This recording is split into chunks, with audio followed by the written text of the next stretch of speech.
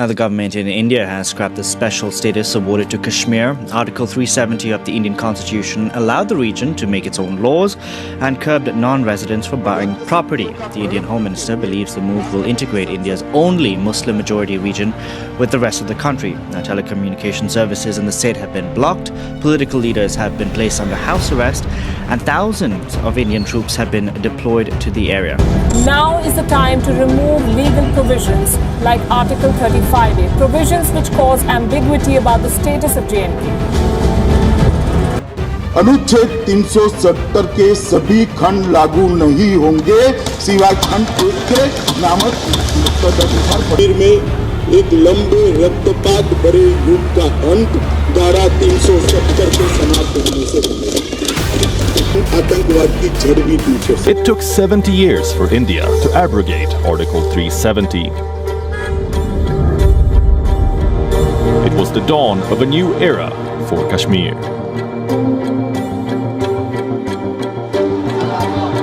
A region that had been witnessing 30 years of unrest and conflict.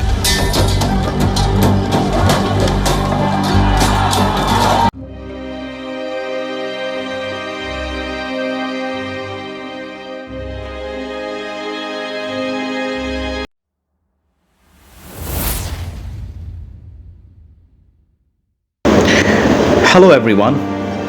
So let's talk about today the history of Jammu and Kashmir conflict step by step. I must tell you, you will learn from this video a lot. So keep an eye peeled and let's begin. So the Kashmir region is often dubbed as one of the most militarized places in the world. Two nuclear powers, India and Pakistan, lay claim to the region and have been warring over it since their independence from the British rule in 1947.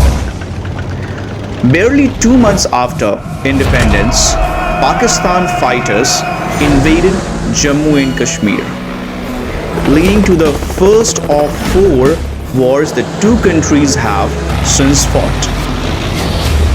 So let's turn the page of real picture of historical background of Jammu and Kashmir.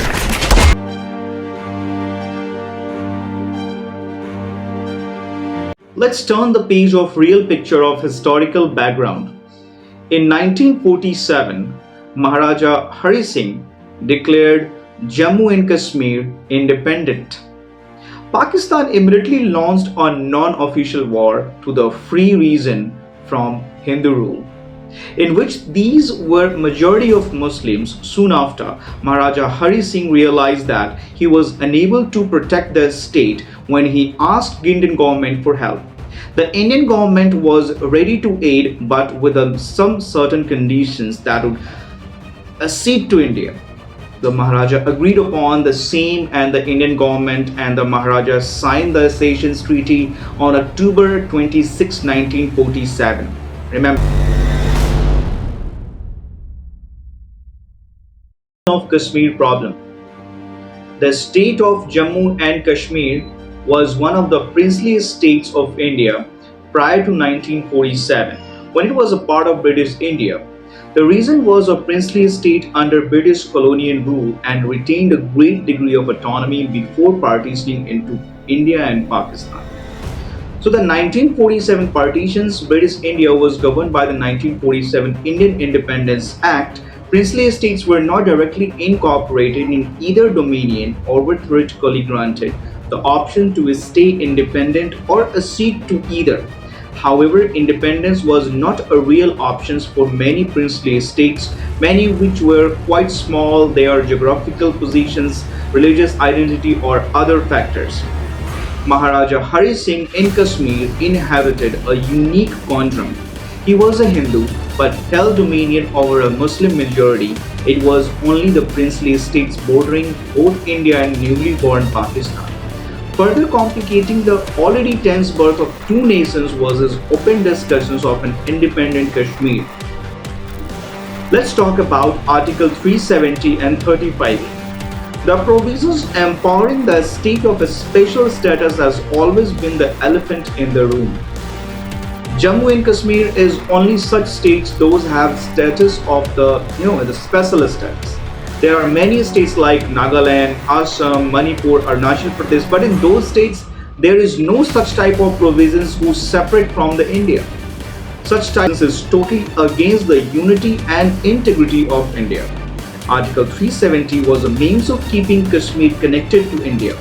This article earlier granted a special status to Kashmir, due to which Kashmir was able to maintain a constitution of its own, separate from the Indian flag. The powers of Indian central government would initially be applicable only in three areas: external affairs, defense, and communications.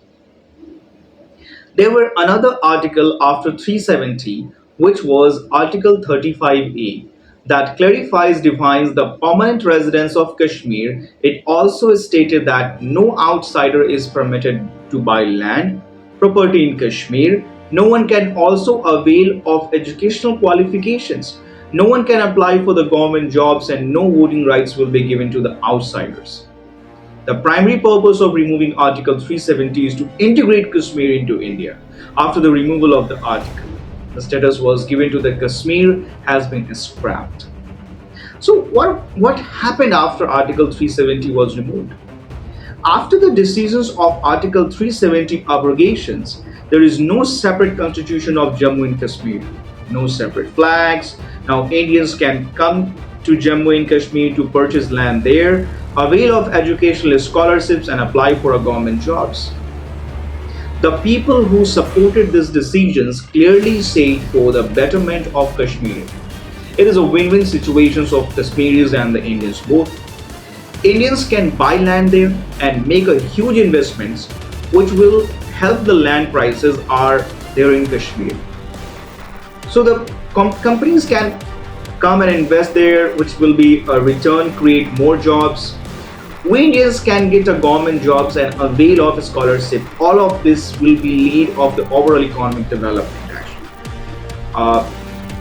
That will be the employment opportunity for the Kashmiris and the Indians as well in Kashmir. Kashmiri Pandit who had to run away after the Article 370 decisions was taken to come and settle down in Kashmir again. What is the importance of Article 370 removal? So after the removal of Article 370, the whole nation will follow the slogan of one nation, one flag and one constitution.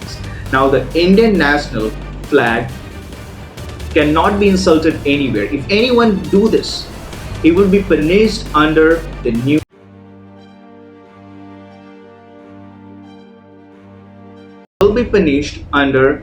laws set by the government. So this essential privilege, the Hindus and the Sikhs living in Jammu and Kashmir will be eligible for the 16% of reservations. So after the removal of Article 370, all the orders issued by the Supreme Court will be liable for Kashmir.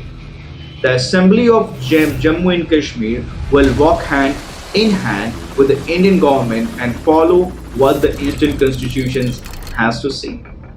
Earlier, the residents of Kashmir had two citizenships.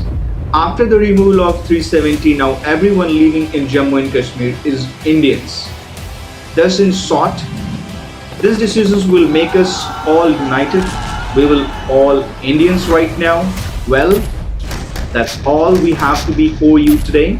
And thanks for watching. If you enjoyed this content of this video, click the subscribe and press the bell icon button so you can receive more content in each and every week. And thank you very much.